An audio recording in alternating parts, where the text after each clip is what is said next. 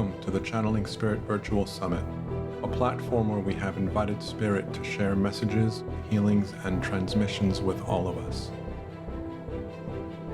May this energetic experience help us to expand our awareness and to deepen the relationship we have with our higher self, our spiritual team, and with Source, however we define them.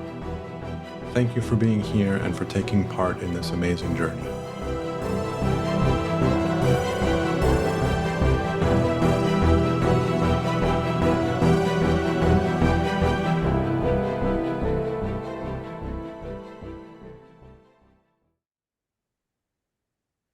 Hello and welcome to the Channeling Spirit Virtual Summit. My name is Daniel Martinez Stahl, and we are on episode 2 of season 8.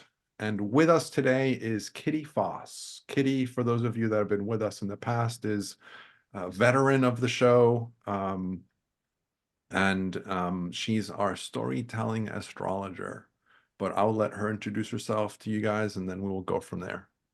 Well, and because I attended Susan Kennard's the last time she was on, I add every day now, storytelling astrologer, reader of the stars, because she brought us into a meditation where they were really pretty forceful. Let's say that you needed to add that to it. And so I was like, okay, since that point, I've added it all the way Adamant through. is a good word. Adamant, thank you. I was trying to think of. I've been doing readings today, and Daniel knows as he corrected his "but" to "and." I'm very aware of words now because they have such energy and such agreements around them, and especially when I'm doing readings. Even sometimes when I'm channeling something, I'll have a conversation with Spirit and go, "Give me another word," because of my agreements around it. They usually laugh and give me a different word, and so. It's very important, I think, in this age of Aquarius, which is what I'm here to talk about, that this is the energy of we. This is how do we move forward in groups and in, I like that, spiritual thesaurus. Yes, there's a book to write, spiritual thesaurus. I want one of those. That we really look at those choices of words because we never quite know what agreements those in our group have around words, and including our own sometimes not agreements. So and also learning to advocate for ourselves when somebody says something and not making that judgment that I know what you're talking about, as opposed to an assessment. I'm not sure of what you're talking about, let me ask. And so it's really important to me. So I'm happy to be here. I think this is my third time or fourth. I don't count, but you've been here before.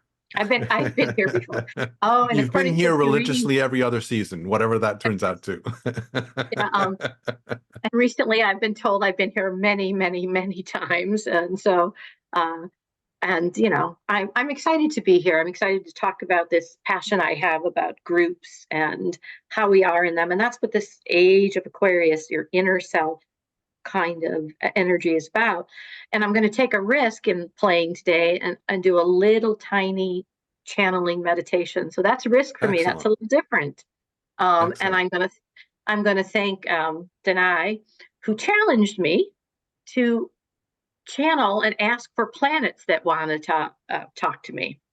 And so already before I started, I'm like, okay, who wants to talk to me? And it's the moon. And I have not talked to the moon.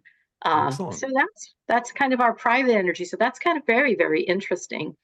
And so, and I love to talk to you, Daniel, as you know, because we play back and forth.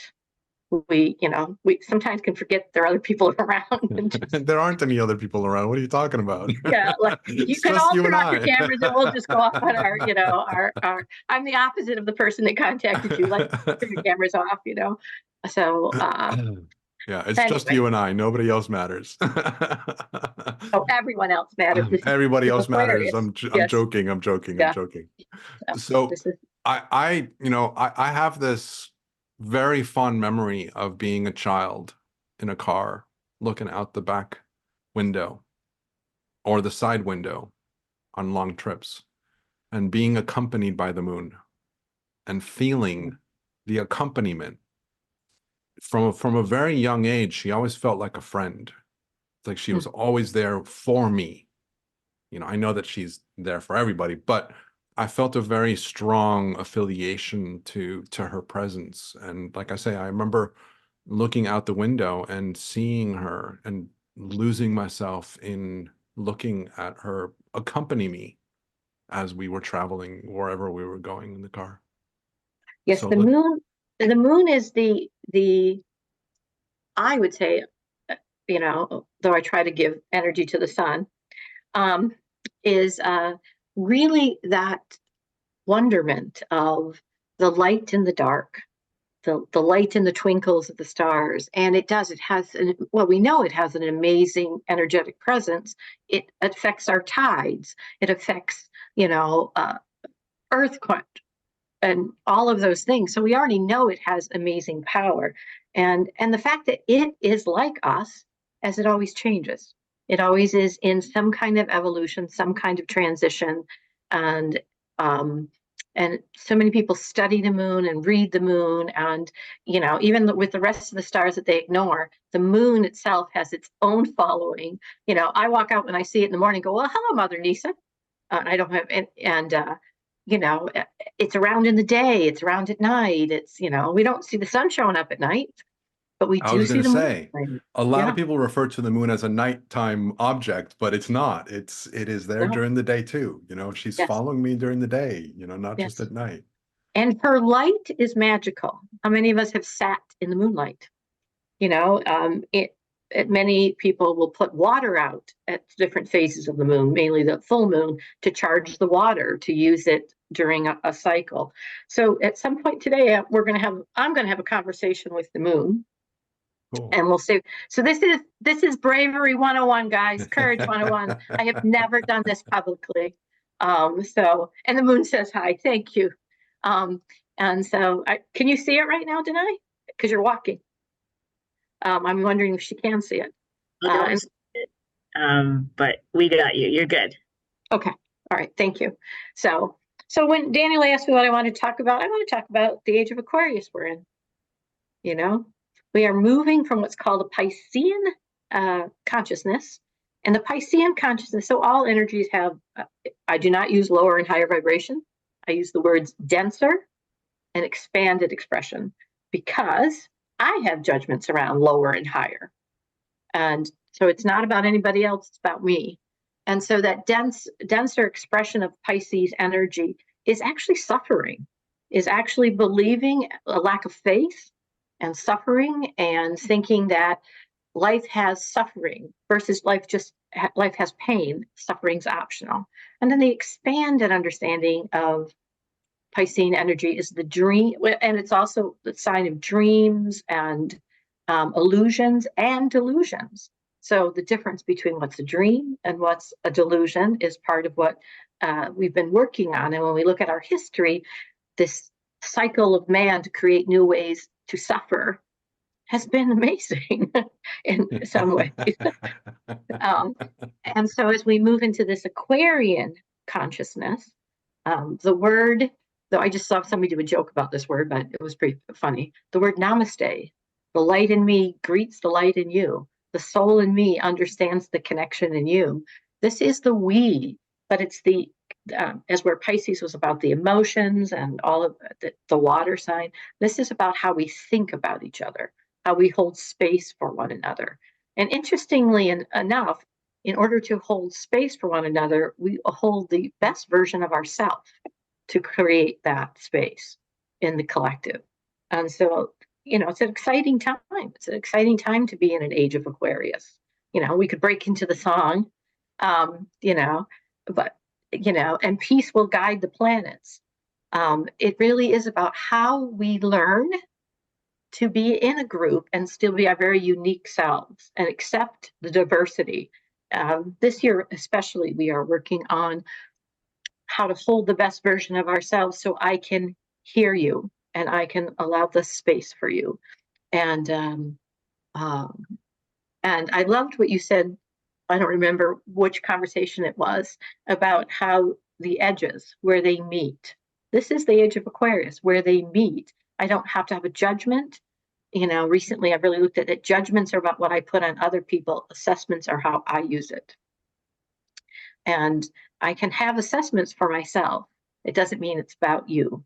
So I love that concept where we meet, the piece of contrast. And that's what this age of Aquarius is. And that's why it says your inner work. So, it's about how am I going to show up so that I'm comfortable where I am You in mentioned this. you mentioned the word diversity, and it reminds me of something that I heard a channel say at some point. I don't remember who it was, and it was a while ago, but they were talking about how our greatest gift as humans on this planet is actually our diversity. Mhm. And we've forgotten that. And we're stepping back into an awareness and a recognition of that it's our diversity that actually is our greatest gift as humans. It's one of the things that separates us from other experiences, other beings, other species. Mhm. We have a very diverse pool to tap into, not just, anyway, diversity is really important, and tapping into our collective consciousness is going to bring out the gifts that diversity offers us, which is going to be really exciting.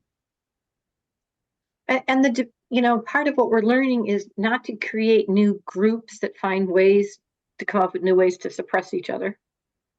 Have such a standard that this is the way it is, and if we can accept the diversity, how we unlock the rules we have for one another about where we're being and how we really support each other, stepping up in a different way to support each other. And it's very exciting, and it's very different than the shift of what we've been dealing with. It's not just about I go with the flow, you can do whatever you want. It's what is the best version of me that shows up with my own diversity and accepting that. And, as a woman in her early 60s, there's been a lot of supposed tos in my lifetime that I'm on. I was listening to our previous speaker, and she talked about when you were talking about, recycling in the world, and she talked about a lot of these things are arising right now, so that we can really, really look at them. One of our astrological placements right now is a south node in Libra, and our south node is what we're moving away from for our soul's work, and our north node is what we're moving towards. But it doesn't mean the south node has what's called a golden shadow, which is really about the expanded version of that energy. So a south node in Libra is really bringing exactly what she's talking about in front of us, balance and harmony and things that we thought would bring us those things, and we bought into as a paradigm and a rule or a guideline, and all of a sudden we realize, oh, excuse my French, bull, that isn't bringing me those things. It's the falseness, and what really does bring me balance. That's what we're going for in that golden shadow, that brings me balance, the individual, so I can bring that to the group. And as we change our own mindset, we know this from channeling, we tap into a larger mindset that's out there. So that's why it isn't about, I'm going to tell you how to be you. I'm going to be me first, the best version of me. So when I show up, that's what I offer. And that's a moving, changing target. Kind of changing subject a little bit. I want to go back to something you said as well, or something that got triggered in me as you were talking about this shift from Pisces to Aquarius. And you brought up the idea of the song, The Age of Aquarius, which is a beautiful song from a musical, back in, Hair. yeah, back in, the end of Pisces. And so one of the things that I've thought a lot about, and I've shared this with my mother, is all of the work that she did on herself and in her spiritual growth is what's made possible the shift today. So everything that she was born in 34, February 2nd. So today's her birthday. I shared that before the recording. Yeah. And so for the last 90 years, she has pursued her own development, and all of the work that she did along with her peers is what's made it possible for you and I to be in the shift that we're experiencing today. And so there's a lot of gratitude that I have for the last century, for the people in the last century that started this shift. You know, obviously it started before the last century, but the last 50 years of 1900s, you start to see a very dramatic change. You know, all the hippies, all of the change in kind of social acceptance of things. It's all beginning to open the pathway for what is happening right now. And there's a lot of gratitude for that shift of the preparation of the new coming in started in that end of last century. And so it's a lot of transitioning that we're going through, that overlap of the Pisces and the Aquarian age, where we're still in both. You know, we're still feeling the energy of the Pisces, and we're moving into, and the Aquarius is like reassuring us. It's like it's telling That us, that okay, you've done it for a reason. Yes, it's yes. gonna get better. I'm here. You know, It's going to keep. get better. I listened to a gentleman named Lee Harris, and he talks about actually just that idea of our relationship, and he called our relationship with, and he uses other words as well as this one, prophecy. How do we look at what that generation created? You know, if you're born in the 40s, 50s, 60s, you have been through amazing change as well as our predecessors. You've gone from the beginning of automation to everything. You have been absolutely a generation of change. That's all there. And you know, right now we have a placement of our planet of chaos and our planet of expansion in the energy of Taurus. And the one thing our planet of chaos, Uranus or Uranus, isn't it funny that it's even got chaos around its name, is asking us in Taurus to become comfortable with the only constant and value change, value it for what it brings us, and become stabilized in the fact that things are rapidly changing. This particular year is a very rapid year. This particular month is a speedy, month. And yeah, great gratitude when we look back, and we're learning every single day. That there was a beautiful conversation earlier today about what are we learning about recycling, what we're doing to our planets, how do we move on? You know, this one change created something else we have to change, and that is what we've kind of set up in our world. The very platform we're on, if you had talked to my parents back in the 60s when they were looking at their little box that was black and white going, what you'll all be able to do this, is just, it's incredible. It's incredible for somebody like your mother. My father lived to be 92. He died about 4 years ago. What they have seen, what has absolutely changed. And yesterday was the ceremony goes into today was Emlock, which is the celebration of transition.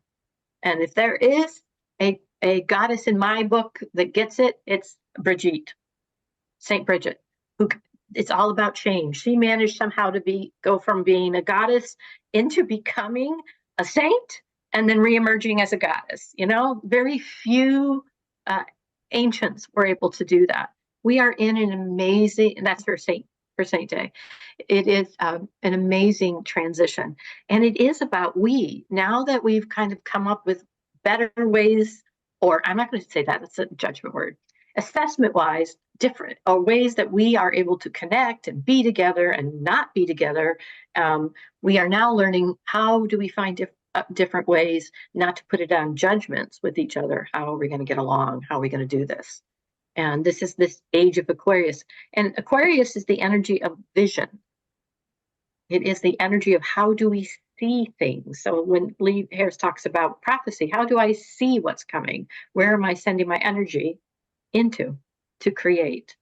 And I loved the challenge I was in. I only joined it halfway through the month.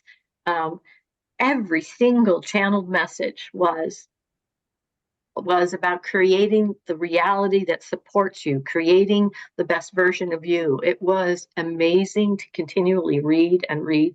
These were all people, Danae had put this challenge on, to challenge every day, to channel every single day and write it down. There was no guidelines except when she said to me, why don't you do the planets? And I'm like, well, never thought of it before, but okay. And so, we are learning to live with this change. And the age of Aquarius is about, yes, it is still going strong. The age of Aquarius is about visioning, revolution. How could I really believe what mankind could look like? How exciting is that? To create in our minds without limiting it, what can mankind look like? How can we be a great we? And then for me, that goes back to, then I'm going to bring my A game, the best version of me. Because that's where it begins, right? Mm-hmm. The great vision that I have for the world begins with me. Yes. And so this is something that's really, really helpful to kind of remember, is that, the change that you want to see in the world has to come through you first. Right. So, and holding the best version of me holds that energy for the best version of we, and that doesn't mean it's perfect.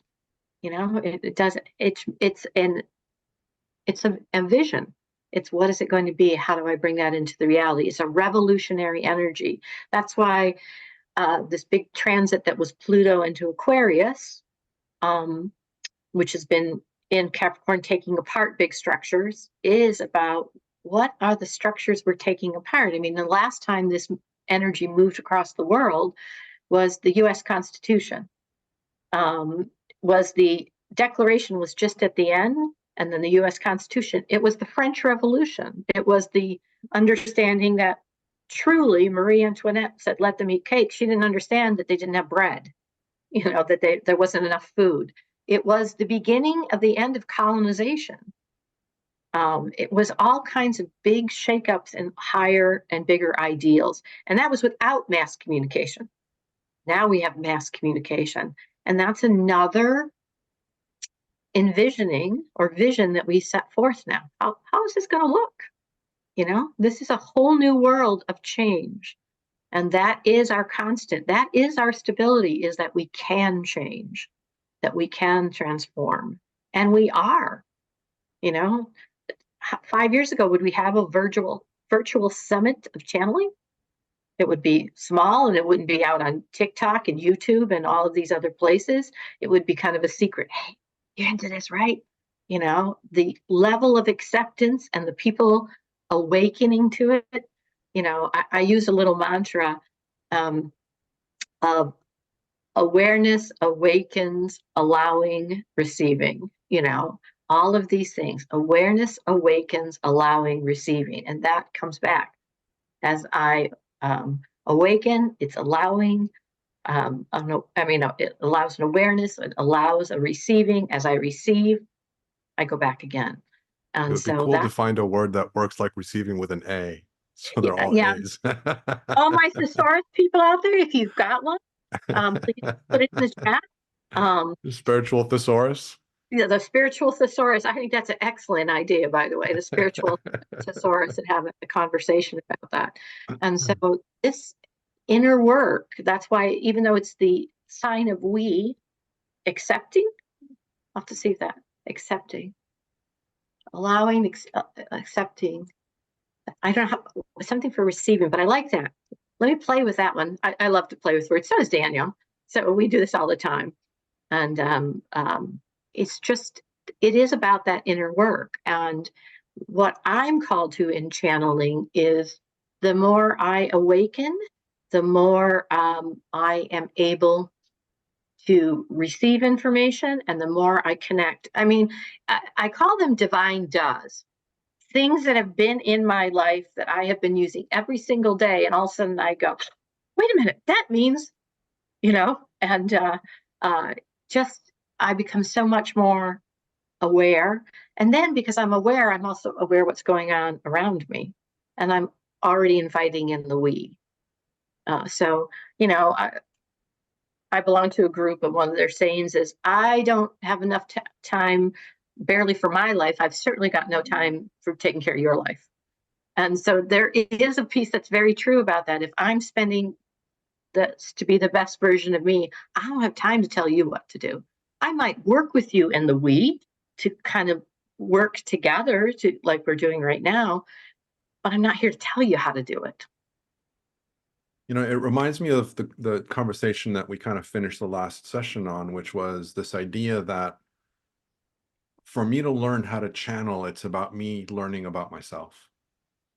Learning to connect with external energies is about learning my own energy first, how I interact with myself and how my energy feels, how my body plays with energy, how my mind plays with energy, how my heart plays with energy. All of these things come into the play of, can I allow another energy to step forward and speak for me or through me or to me at a conscious level? And this idea of recognizing that we're going into a collective, but in order to allow the collective to be as powerful as a collective is, it needs to start at the individual level. So we need to go within first in order to expand out into the collective. And there will be people, and we're seeing it, who this is a frightening thought. If I don't have a rule and I don't have a way to be, and for me, that is a challenge. Like, how do I allow that space for their growth and still stay in the best version of me? Because there are times that people challenge that. And so for me, part of that becomes my understanding of structure and astrology. The planets do tell me a lot of things. I truly believe that you have a map. You were given a map when you were born. And if it doesn't resonate with you, that doesn't, I'm not saying it's for everyone, but if you're called to it, if you're a star watcher, even if you just think there's magic in the moon, learn about it. There is something to learn that's about bringing me the energy. And I so agree. When I learn about myself, one of the, and I use this when I go into meditation, is when I take a breath, I know that Susan does a great, it is commanded, and I have a friend who uses all of that. And I really like it. I like it when someone else does it. I lose track saying all of it. But I talk about pulling from the head and from the soul chakra and the star chakra, and pulling the energy in to meet in the heart. And then pay attention to your breath, because it's in the pause we meet. The space between our breath is where we're all the same. That's like the connection point for me. And so I'm very aware that space that's in between our breath, that's where we all meet in the heart. And so for me, that is the place when I connect to it, I also receive information. Prana is life, our understanding of life, but there's a space between breath, always a pause. That is the space that we connect, that we see. And so that, and in that millisecond, I join the we. And so I do a lot of work with paying attention to that, especially when I'm in a quandary, which I happen to be in today. So, paying a lot of attention to that space. And let's just do it, everybody, for fun right now. We're going to just close our eyes for a minute.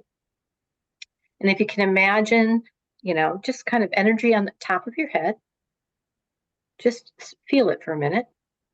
And then at the bottom of your feet, feeling those, if you need to put roots into the ground, into Gaia, just like the trees that talk to each other, that energy, and just kind of feel the two places, and then take a breath, pulling into your heart, and make that pause be a little bit longer. This is the space we meet.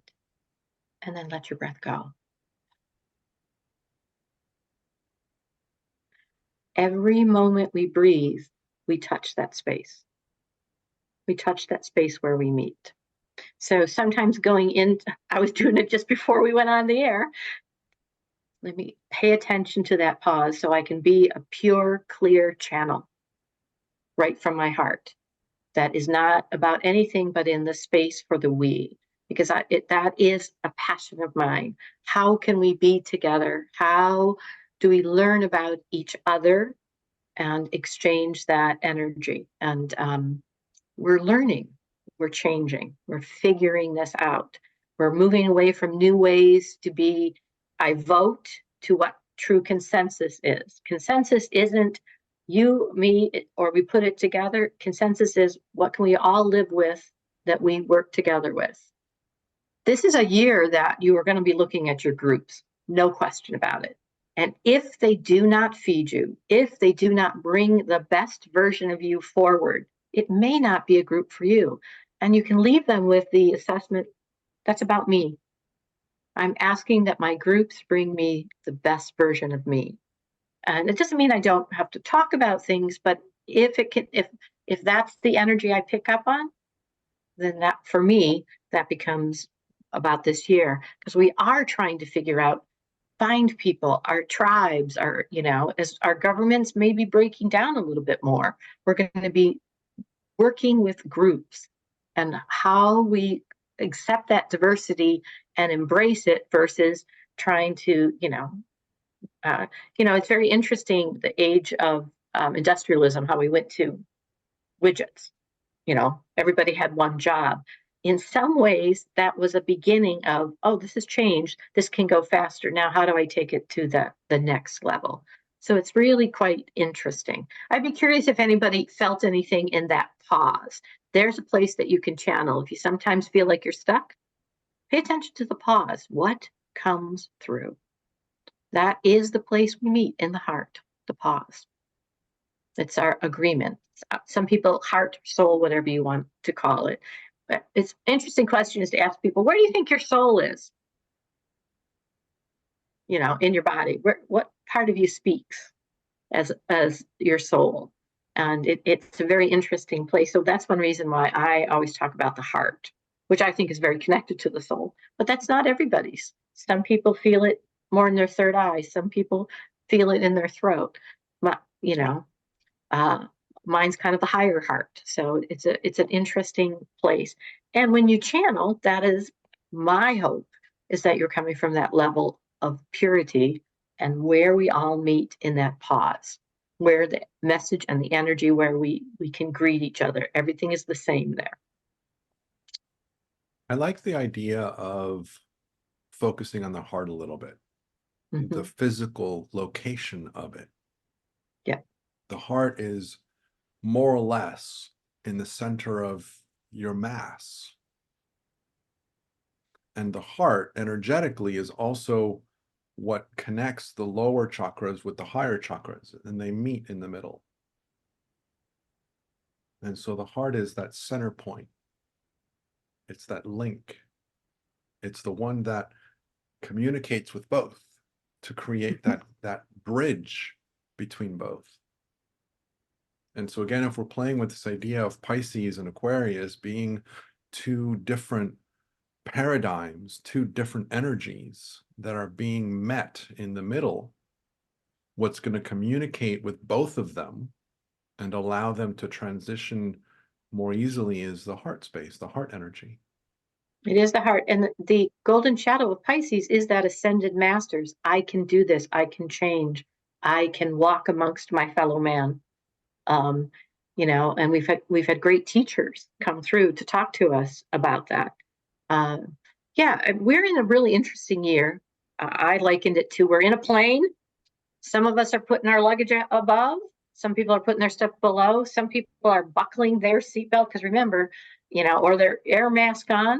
Put your air mask on, yours on first before you help others. And we're away from the gate and we're taxing. We're coming to some real ends of transitions astrologically. One of them is the end of a 14-year cycle for Neptune. Neptune, the planet of spirit, the planet that is assigned to spirit and dreams and that Piscean consciousness. And it's in Pisces right now. And we're going to be moving to Aries. Aries is a new start for the soul, a new start for spirit. So we're coming to this conclusion of a cycle. where we have learned and are embracing spirit. And think about how we've come into this huge awakening over these years. Again, we're sitting here talking about this, and nobody is, that we know is going to turn it off, or, there will be people that just look at us and go, they're going to have to do them. And so that's why I like the heart.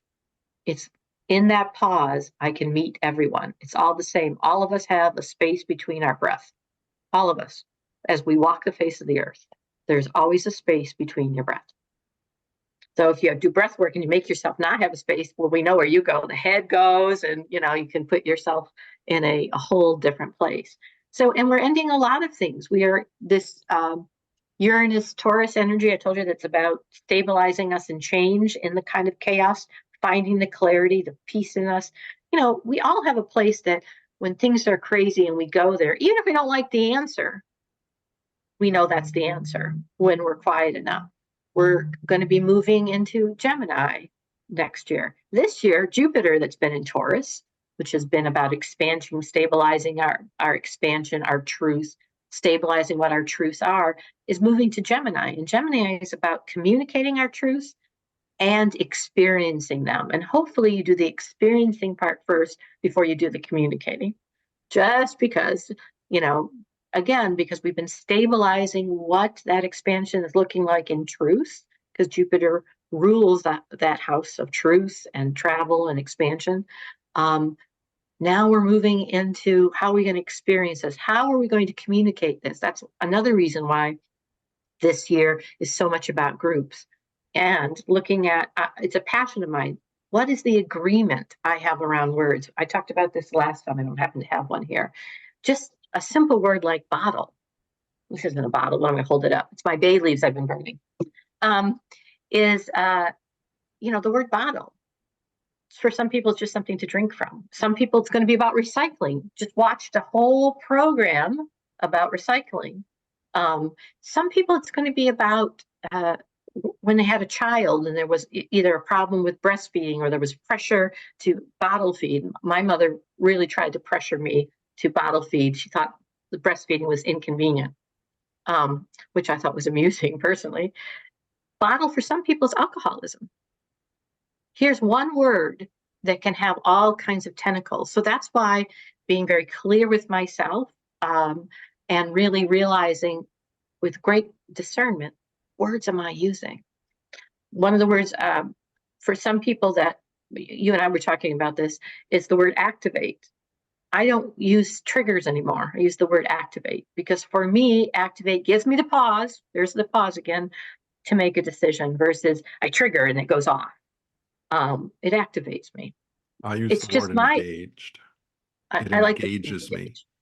Engages you. I get Activate, engaged whatever. with. Yeah.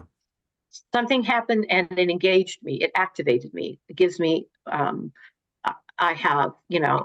He laughed about. I have a thing with and but. How many times do people use but? And it really just could be and. But is about negating what goes before it.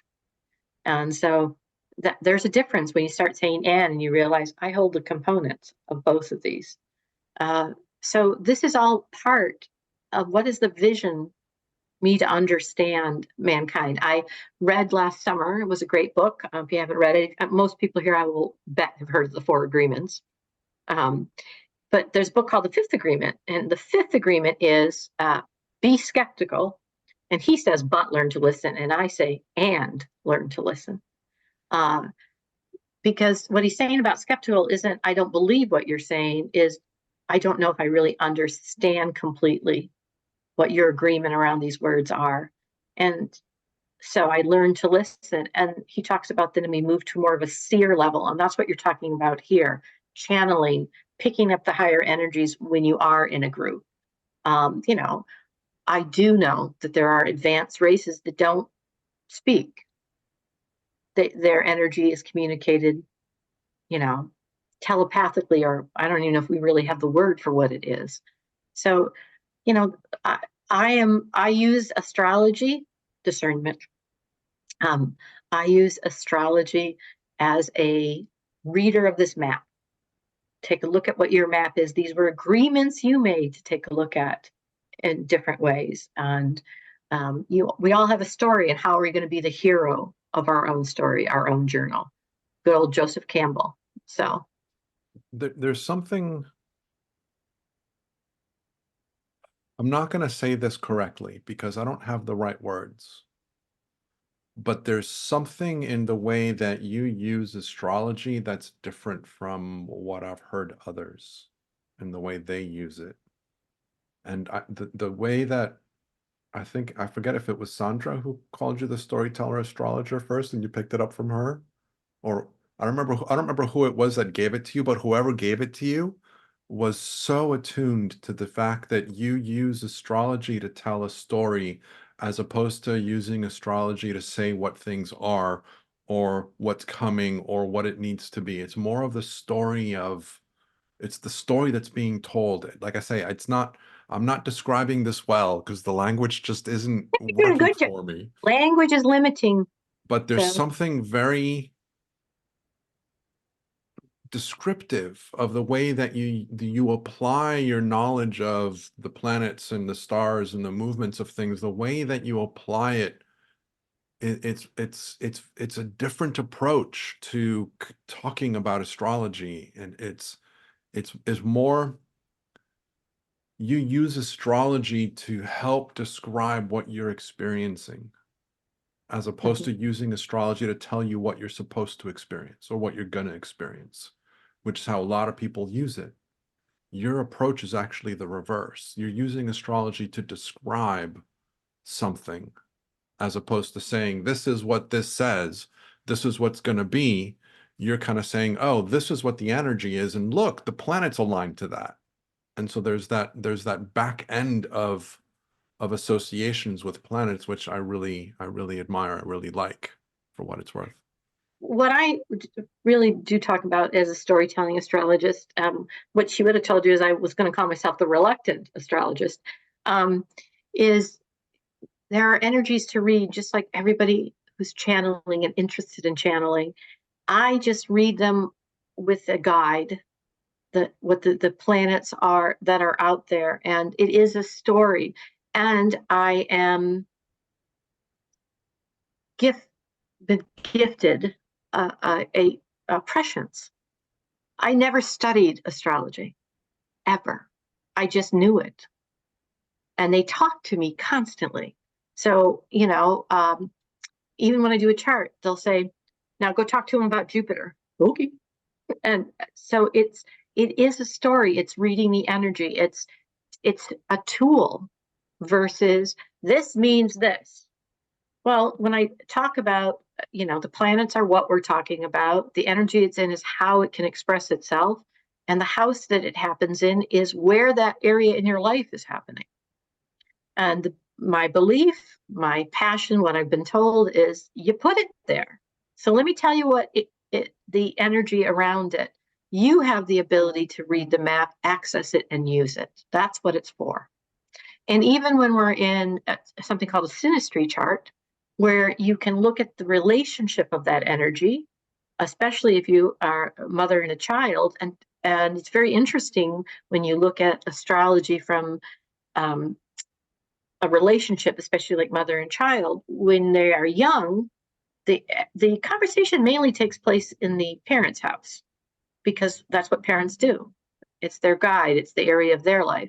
As the child ages, it evens out a little bit more where this part of their lives take place. And when you get older, someone like my age, getting past your second return, it's about the child's chart now. It's about their house and your relationship. So just like energy, it's very dynamic and it reads differently. Every year you have an ability to have something read. We have this middle relay level that's ours in a circuit. And every year, I'm a computer person, in that it gets an upgrade.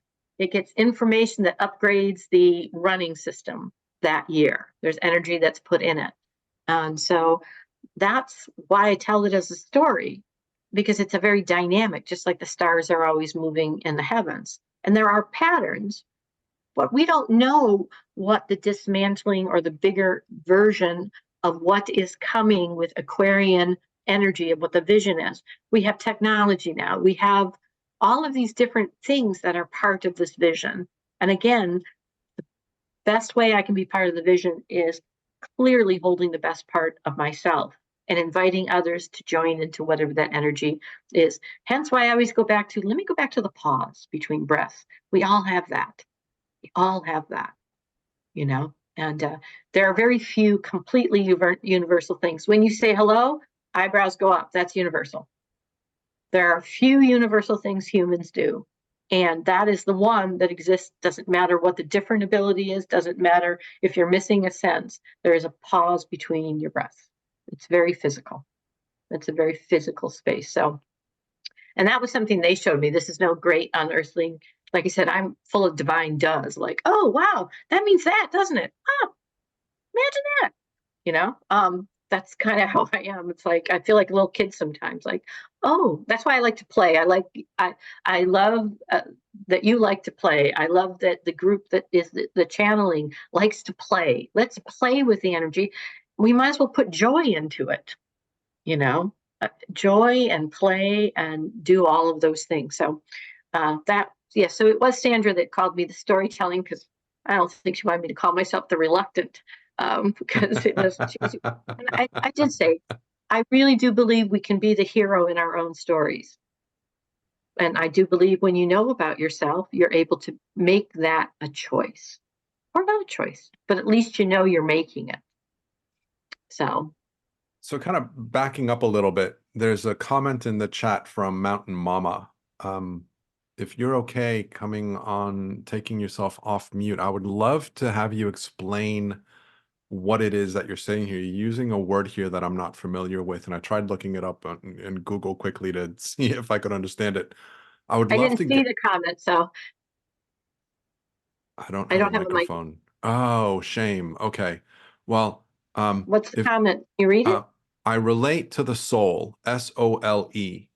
We are physically toroidal, TOROIDAL. Anybody know how to pronounce that? Shape. Shape. Toroidal. Toroidal. Excellent. Thank you. Toroidal. It's a new word for me. So I relate to the soul. We are physically toroidal. We are energetically toroidal, where we connect the air and earth. The other and the land is our soul. SOLE, and then in brackets, SOUL, our feet. So if I understand this correctly, you connect to that physical place where your feet connect with the earth, where it connects you from the air, as in above the earth, to the earth itself. Is that right? So is that an answer to where you understand your soul is in the body? I think Because so. people do, yeah, because people do identify it in different areas. And you know, astrologically, I'd love to see what your chart is. Like, what were the energies? Seriously, what were the energies? Because again, the planets are what we're talking about, but how that planet shows up for you is very much about what element you picked. Taurus, Taurus, rising, double Taurus. So very earth, very much about the body. Taurus is the earth energy of the body. You know, Capricorn is that bigger topographical map, the overview. Virgo is all the little cells, your office. Taurus is your home, your garden, your body. You know, Virgo is about your systems, and, you know, Capricorn is about, like I said, the cities, the bigger picture, you know, the bigger structure. So very, very Taurus. Taurus is about your food, about where your food comes from, all of those things, you know. The energy follows that path up like a water fountain and then goes down. There are as many stories and connections of energy as there are human beings. And even within a human being, it may change. So again, knowing what you kind of put in together, what you took a look at, is part of what I read in the story of your astrology. It's just a place that it resonates. Yes, yeah, the Taurus, the field around the body.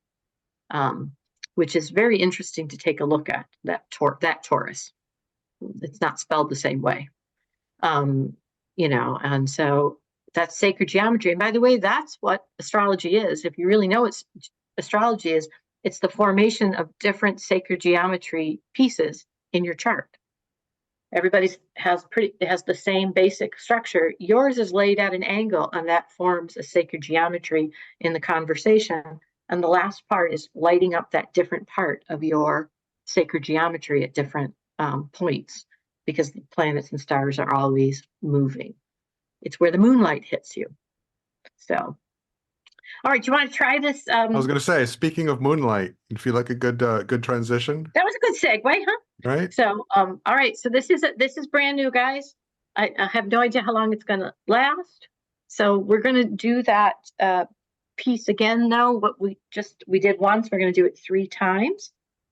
And then I'm just going to sit here quietly and ask the moon to come talk to me. So And let me ask, just I'm so I know, scared to death. just so I know my role in this, are you going to have a conversation with the moon, or am I going to have a conversation with the moon through you? How's this going to play?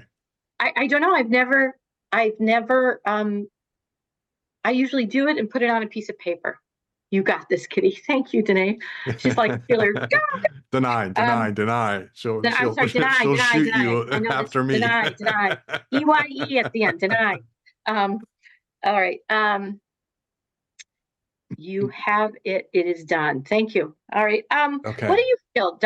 Let's just throw it right up. I'm going to let you connect with however you connect, and I will follow your lead. So okay, I bring this up to let you know that I'm happy to host the conversation if that's what happens, and just go with whatever happens, and I'll follow your lead.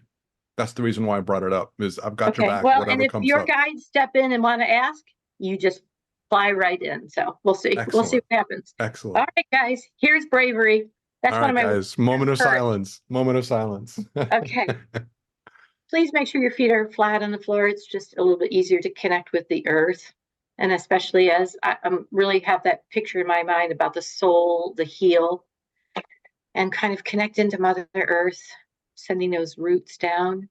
I usually go to the crystal level, but wherever you go in Mother Earth.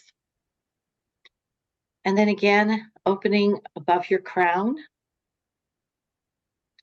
If you see a color, please open it. Today I have lavender up there. And we're going to take 3 breaths, and we'll pause right in each of those breaths in the heart. So pulling from the feet, pulling down from the head. Taking breath 1.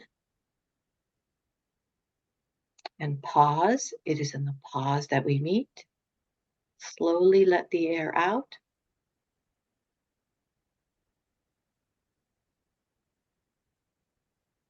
Another breath in. Into the heart. Pause. Slowly let the air out.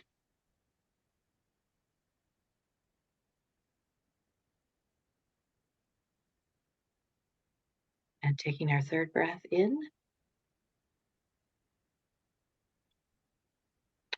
Pause where we meet. Slowly let the air out. 'Tis done, show me.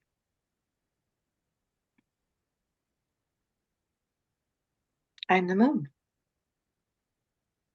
I'm here to talk to you today about what you find and love.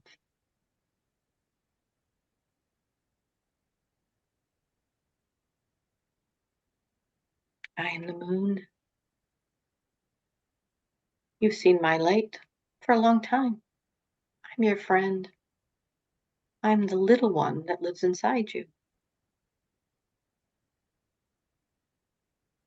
I am the moon. I am the seriousness in the play that you've come to understand.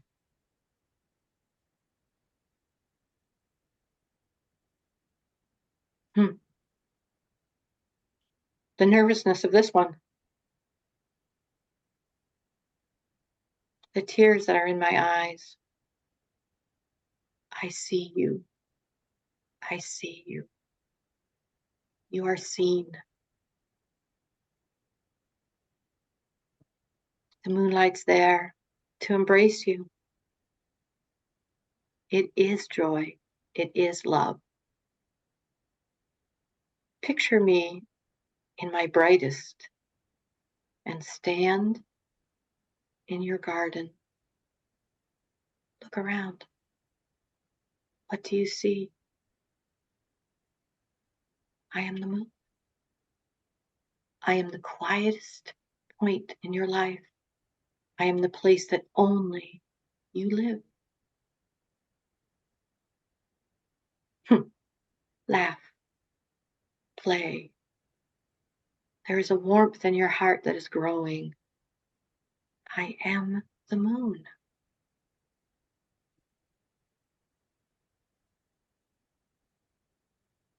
Be at one. Be clear. I am the moon.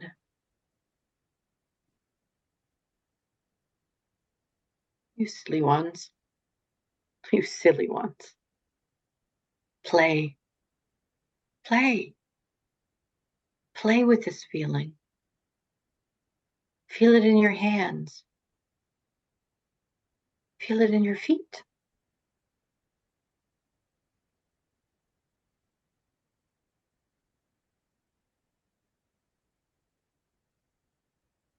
Feel it in the silence.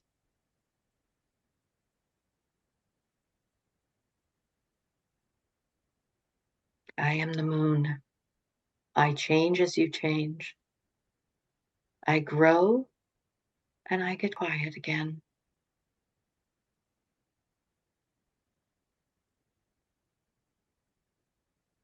No profound words, just joy, just laughter, just play. I am the moon.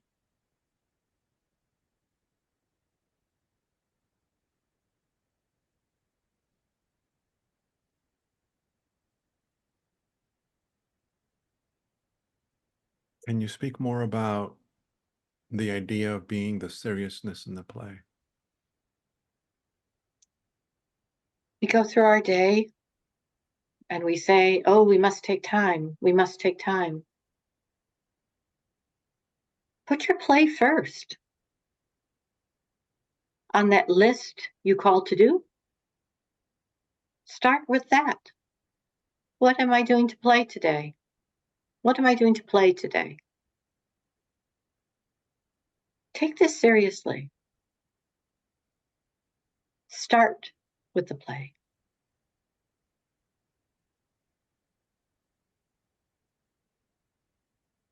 Even in those things you do not like to do, find the play. Be silly. I don't like the trash, so I'll skip when I throw it away. I don't like picking up the dog, so I will sway and think of something else.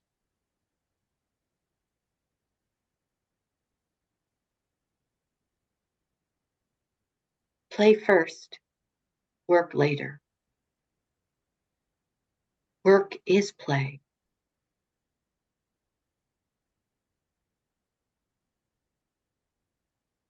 I am the moon.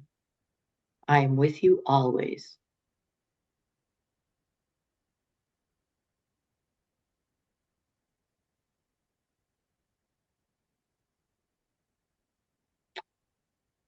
I, oh. Oh.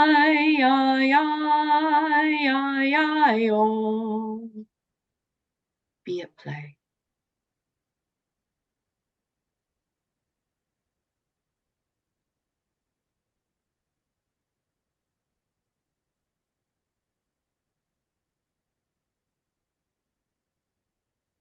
That is all.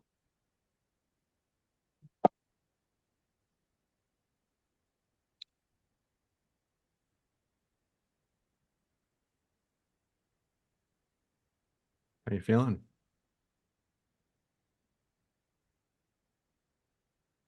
Hands are very tingly, knees are very tingly, and the room is dancing. Excellent. Wow. Okay, I'm gonna say it. That was weird. That Thank you was very very much. different for me. Very different. Very much more Capricorn. This is the way you do it. Wow.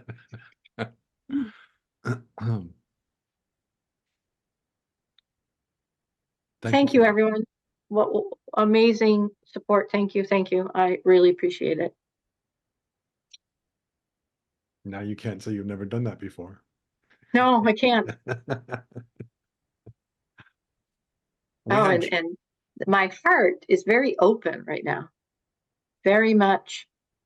It is, yes, it's weird, especially when you come back. Like, okay, it's kind of like pulling your personality back. All right, all right, all right, come on, come on. And it's almost like I can feel a space in my heart that's much more open. So, thank you, Sally. Her cat loved it. Good. Thank you. Wow. Just that whole thing. I am the moon. Not all sure what they said, but I kept hearing, I am the moon. It was like it kept talking, coming back to me. I am the moon. Come back to me. Come back to me. Were you present for most of that, or any of that, or all of it? Where was your awareness during that? Just out of curiosity. Right here.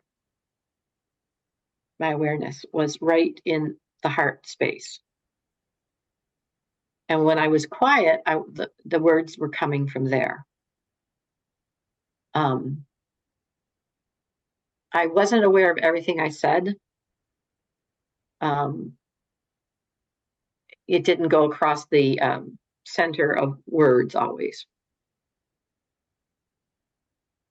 And I think I sang, right? You did a little short little kind of chanting thing. Yes. Okay. Because I kind of felt there was my human manager, which is what I call my ego, just because it's always trying to manage me, always trying to figure stuff out. And I appreciate it. And sometimes I have to tell my manager, go get a cup of coffee, please. Was kind of going, you're singing. I'm like, thanks. Like, hopefully it hit the keys. So it's funny. So that was the first time. So you guys got it like a first. It was fun to do, though. I mean, I've done it to the channeling, and thank you, Denai, for that piece. So, but yeah, I found it much easier to sit there and write and what came versus trying to be quiet. And what's very interesting about my own personal astrology charts, I have no planets in air, nothing's in air. And if you read traditional astrology, I should be a real kind of simpleton human being. And it's like, yeah, that's not me. So we know that that's not my story. So, and recently I had a woman that was an intuitive who said, and she didn't know I was an astrologer. She goes, I look at you and all I see is space. What's that about? I'm like, what kind of space? Like airspace? She goes, no, like the star space. And I'm like, oh, okay. Thank you. Like, So I want to play with that word a little bit. What, That space? according to your energy, you should be simple. Simple. Is that according to traditional descriptions? Well, I didn't want to say simpleton, which is what they use. Yeah. Now, again, just kind of playing with that a little bit. I am simple. I think that there's a lot of energy. Let me rephrase this. What I wanted to say was that one of the things that I think you tend to like looking for is for the simplicity of things. I do. And so it's not that you're simple, but that simplicity and that energy of simplicity is really, really, really important for you. Mm-hmm. Not only in how you understand things, but also in how you communicate things. Thank you for seeing me. Yes, that's very, very true. Thank you. I appreciate that because that is very true. The complexity, I can't tell you how many times in my life I've come down to, yeah, let's just make this simple. Like the practicality of me. And no, it was funny though, because when I looked it up, they were referring to simple ton, like not being able to Well, really think, you know, and I was like, again, yeah, yeah. it's a description of the energy that's being misutilized. And I say misutilized lovingly. It's not that it's wrong. It's just it's being looked at in a very limited way. Mm-hmm. But the energy of simplicity is incredibly powerful. One of my teachers in my life is Sydney Banks, and unfortunately I never met him because he died before I was introduced to him. But Sydney Banks would always say that the truth is within the simplicity. If you go outside of the simplicity, you start to complicate things, and the more you do that, the farther away you're moving from truth. Oh, that makes complete sense to me. And Complete so sense to me. whenever I start going too far into a description of something, I always go back to, okay, how would I simplify this? How can I just, what can I say that brings me back to the simplicity of it? So even if I have like a 15-minute monologue about how complex something is, at some point my mind's going to ping me and say, simplify it. After all of that, what does this mean in simple terms?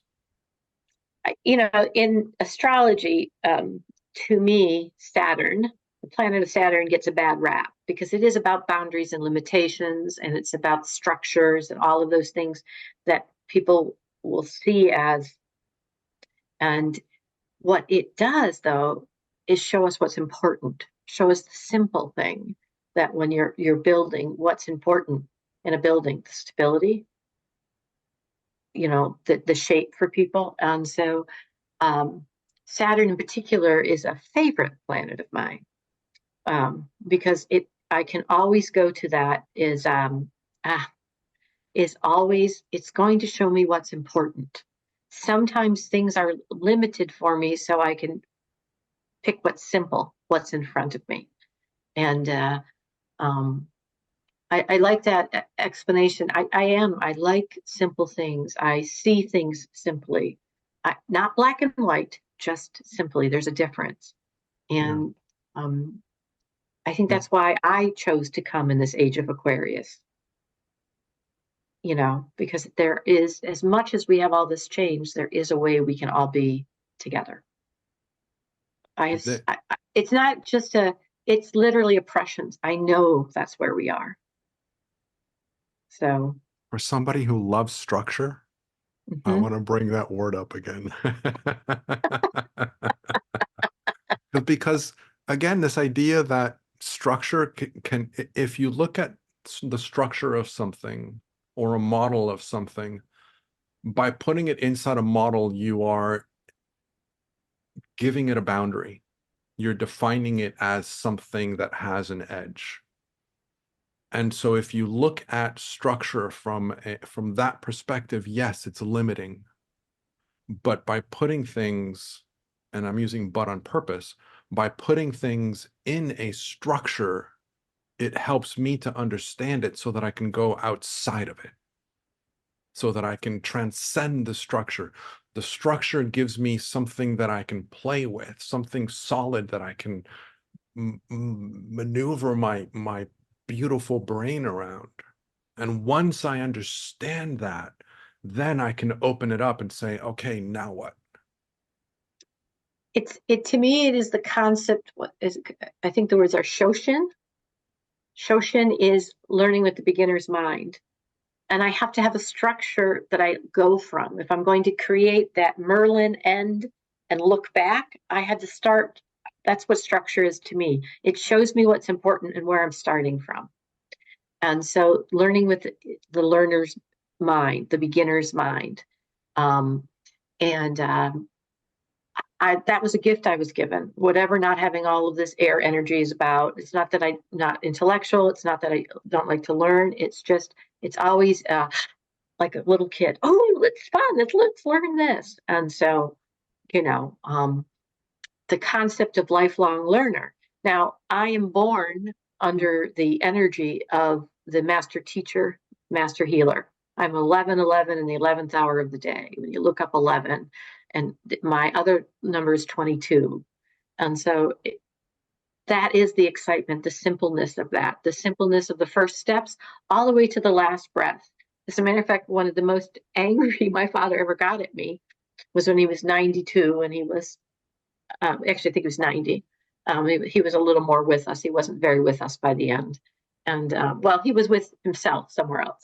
He just wasn't as accessible for us. And he said to me, he was 90, and he says, well, you know, Doll, I'm 90. And that's what he called his affectionate name, Doll. I'm 90. And, you know, there are just things you don't do anymore because you know these things. And I said, you're not dead. You got to learn. We learn until we die. He goes, kidding. I'm like, well, sorry, what we do, we learn till we die, Dad. So you're going to learn about this right now, you know? He goes, well, and I said, you're never going to be 92 again or 90 again. So learn about being 90, you know, it's just, you know, and I know he thought many times, whose child are you? We were very different in a lot of ways. So, you know, and that's why this age of Aquarius, to me, I'm going to go back to my topic, is so amazing. What vision do I want to create? What an amazing gift. Here's your magic wand, wave it. What do you want to create? What vision do you want to hold of yourself? Go for it. And with the mind of a new learner, approach it. So we're reading a great book that talks about this called From Chaos to Clarity. Doing it with a friend of mine. I recommend we start now finding different people to do things with, whether it's practicing channeling, whether it's doing small book clubs. This is the age of we find things to do together. Find groups that want to be together and bring each other along. I have really enjoyed the channeling challenge for that reason. It wasn't about who's the better channeler. It's like, everybody, let's come and do this. Let's play. Daniel, your groups, let's play. Let's bring this forward. You know, I run a group called Intuition of the Soul. It's open for anybody to post about themselves, and it's for people to explore their spirituality. It's not my group. You know, it was created for everybody. You've seen it. It's just what goes up is what people send me, you know, unless they're begging for money somewhere else. You know, that's the only reason why I watch what gets posted. So this is the age to discover each other. And I will go back to, we meet in the pause. We all have a pause every single day. Somewhere we can meet. I want to bring something up that lit up as you were speaking, which again came to me last episode as well, which is this idea that many of us that are alive right now were born with a vision of the world that we're stepping into. Mm-hmm. And because we have that within our blueprint, we struggle with the world as it is. Because in our soul, we know that there's a better world possible.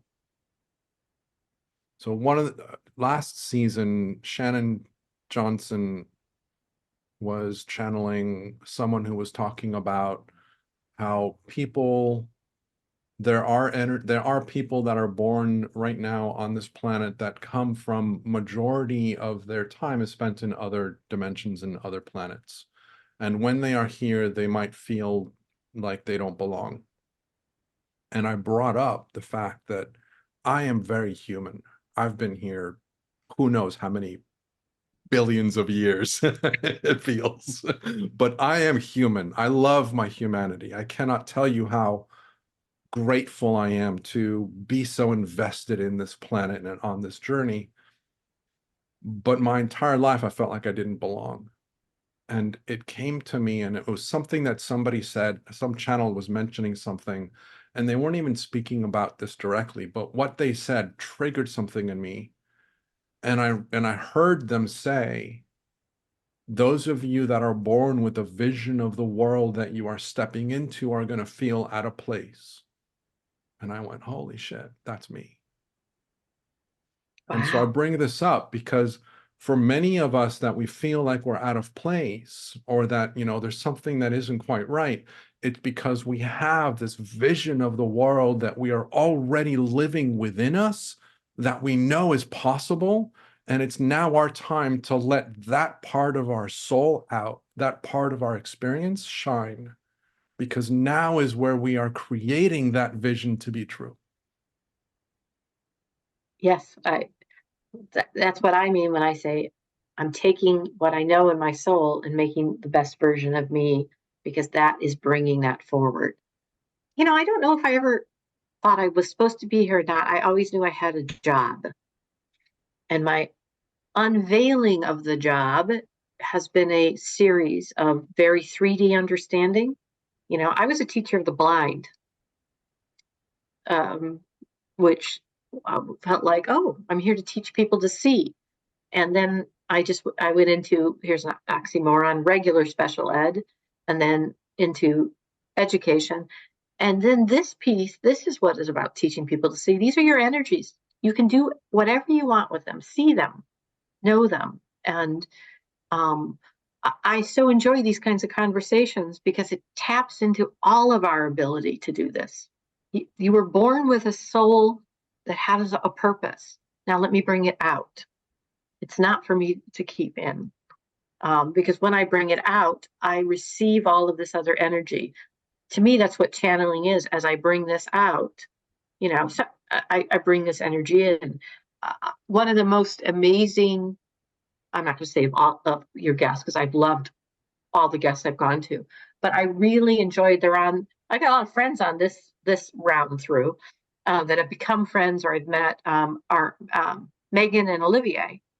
Their ability to take they pure love frequency. She sings. Yeah, I'll never forget this fact. She sings in the language of the stars that she spoke with her mother as a child. Wow. And then he plays how do you say it? Didgeridoo? Didgeridoo. Didgeridoo. Okay. Didgeridoo, I think. Now you got it in Didgeridoo. my head. The And I other said, thing, the other thing to mention about her is that she also, the energy that she channels is also the energy of water. yes, that's right. Energy of water. And she did this her whole, she has a youngster. And just when they are together, it was one of those feelings of, and I told them this, I want that. They brought it outside themselves, and I wanted to join that. And that's what you're talking about. I have this. I want to join this. And, I sent him an article. Here's an aside. They were able in April, if you look this up, you can find it, April of 2023, to isolate the hum of the universe. So they have been able to actually make the sound. And the sound is that of the Mongolian throat singing and the didgeridoo. It's that, and that's what they have been able to isolate. And it's a building base of energy, vibration in everything that they're able to measure. How fantastic. Look where we live. Look at the time we live in, and here I'm going, look, I know somebody plays that, and of course I took a deep dive into Mongolian throat singing to boot. I'm sure my husband was like, what are you playing now? I, unlike a lot of in their waking, have been very blessed with either they're too afraid because I have so many Scorpio placements that they aren't going to cross me because I am like a stellium in Scorpio, and but I don't have people that criticize or question. They just go, oh, that's Kitty, and they go. So I'm very grateful for that contract in this life. So, and here's my husband. I'm playing Mongolian throat singing. He's like, okay, when do you want dinner? You reminded me to think about my undergraduate studies, where one of the classes that everybody takes as an easy A is the study of music. And they begin a chronology of music, and they begin with Gregorian chants. And it was amazing how the teacher and most of the class was talking about how we're just going to get through this, but we have to start here. and it was almost like a chore. And all I could think about was that was my favorite music that of everything that we studied. What I took away from was I gotta learn more about, or I've got to listen to more Gregorian chants. There's something about that chanting, that the harmonizing and the resonance that really spoke to me. And it was amazing to me how almost everybody in the class, and it was a huge class, was like, oh my God, I can't listen to another thing like this. And And it you're was like, like, yes, yes, and I'm yeah. like, give me more. Hey, that's why I have REM's album, because it's Gregorian chants in that with their music. If you haven't ever heard that, Which one? so uh, I'll You'll have find it out and I'll tell you'll you. have But to yeah, send me REM has a whole thing with Gregorian chants that they go into. I'd be So curious to hear that. I'm sure I can find it, but it's I'm curious it's to hear that. it's got the song "Losing My Religion" on it. Okay. So Okay. So I'm aware of the time. We I am too. are I've had a good we are time. I always wonder how excellent. we're going to talk for an hour and a half, and we manage always to do that. We always run out of time, to be honest, but Yeah. I don't want to go too far out. So how can people work with you? Is there anything else? Let me start with this first question. Is there anything else that you would like to share that hasn't been said? And when you're done with that, lead into how people can work with you and connect with you. I challenge people over the next 5 days to take a time to pay attention to that pause and see what they're told. Really, with intention and discernment, look at your vision, the vision for your own life, how you want to see it be, and to kind of take a look at where you spend your time in the day and where have you put time for that vision. So that's would be my challenge. They can get a hold of me at, well, you can find me on Facebook, if you can spell that name, Kitty Butoig Foss. I have a group called Intuition of the Soul. It's a free private Facebook group. And if you're a person who does classes and things, you're welcome to post. Just come join us there. There's a public page, but there's also a private group. And I do daily astrological readings for the energy of the day on TikTok at my name, Kitty Butoig Foss 11. And if you want to get a hold of me, you can either message me on Facebook at my Kitty Butoig Foss, or you can email me at intuitionofthesoul11@gmail.com. Believe it or not, when I went to get Intuition of the Soul, it was gone. So it's intuitionofthesoul11@gmail.com. So, you can see how the sun's coming across the middle of my face right now. So, yes, I think that would be it. Can you do me a favor afterwards? Can you send me a quick note with your TikTok link so that I can add that to your description, so that Yes. it's just a link to your TikTok account? I'm going to ask Sheila or Denai to teach me how you make. They have an app where you put all your links and you can send your link tree. Link tree. Yeah, I like that idea. So Denai, Yeah, you know, it's fairly straightforward. You subscribe to their service, okay. and then you add And all your links to it. I do want to add a piece of information. Okay. I'm a digital immigrant. Okay. I have been at 63, the generations of change. What a digital immigrant is, yeah. Need notes? Here you go. I work with a paper calendar. Is we learn what we need to learn. And then we hope other people set up those helps us set up those other kinds of things, as opposed to a digital native who can go through it, understands it. It is intuitive. And you can see, if you don't believe in things about DNA, watch a 3-year-old pick up a phone and move all the way through it. And here's the 63-year-old going, who uses it all day. And here's this little kids. We have digital immigrants. There's a whole nation of this. So trusting in this change is that there are people who have a different understanding who are coming behind us. I think the children right now are amazingly crystalline, beautiful children that are coming through, and I celebrate who they are. And I appreciate the folks who came before me, whose shoulders I stood on. And I want to hold up those other people who are moving through too. So Yeah, I really appreciate you said that. So I think it's a beautiful, beautiful message too. I mean, I talk about how, I'm 52, will be 53 later this month. I'm Pisces. Um, I know I did your chart. I know, I know. So for those of you that are listening, I'm Pisces and my birthday's on the 21st. But the I'm 52 years old and my body is going through all kinds of upgrades. And those upgrades will allow me to continue surviving and interacting with life in a beautiful way. But it's different than a new model that was built, upgraded already. And Yeah, came in I'm upgraded. kind of catching up to the new models, whereas the children being born right now are the latest and greatest model, and they are like they are the what's the word I'm looking for?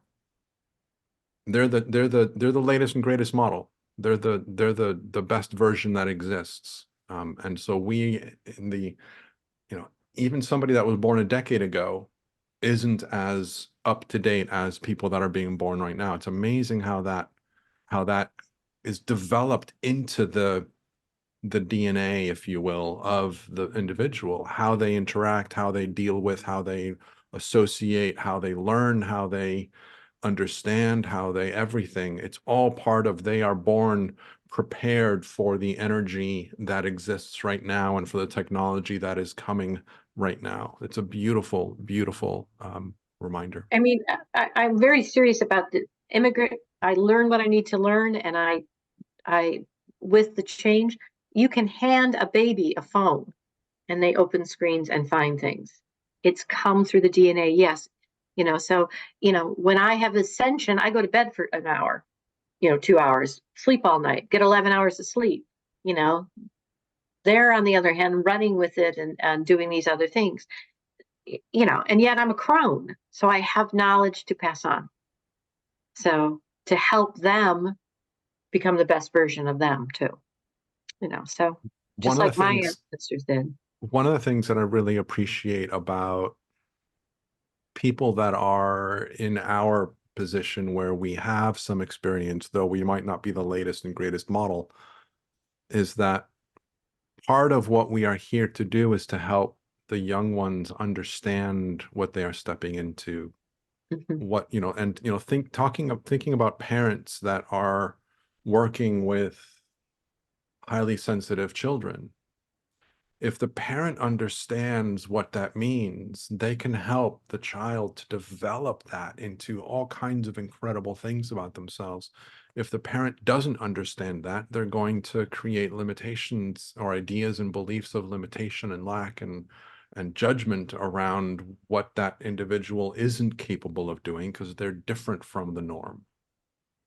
Well, and I will give the parents of today some real kudos too. I've had many people at this point reach out to want to get an understanding versus my parents who said, well, this is the way you do it.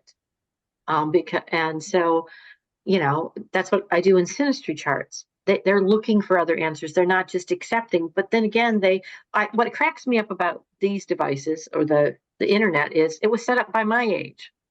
So when they can't find something, they'll go, I can't find it.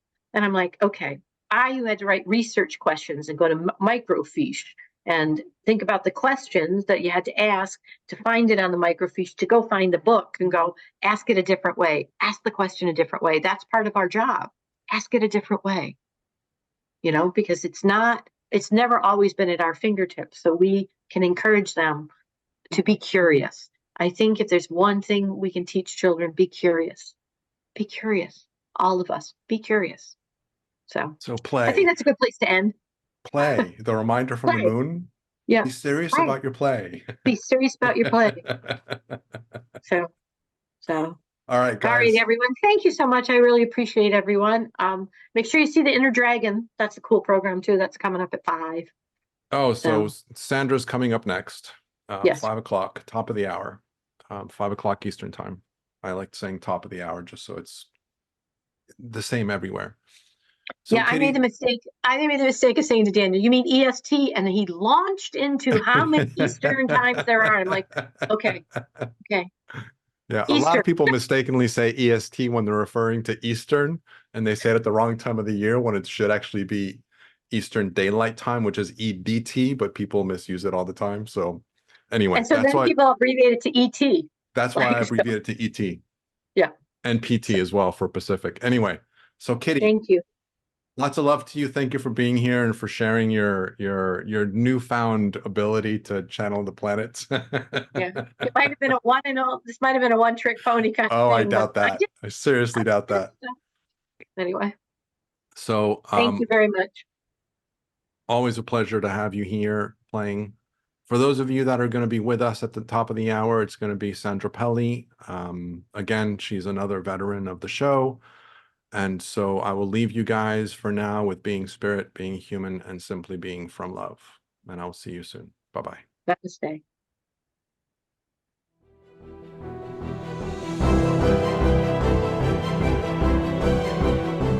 Thank you for being part of this incredible experience.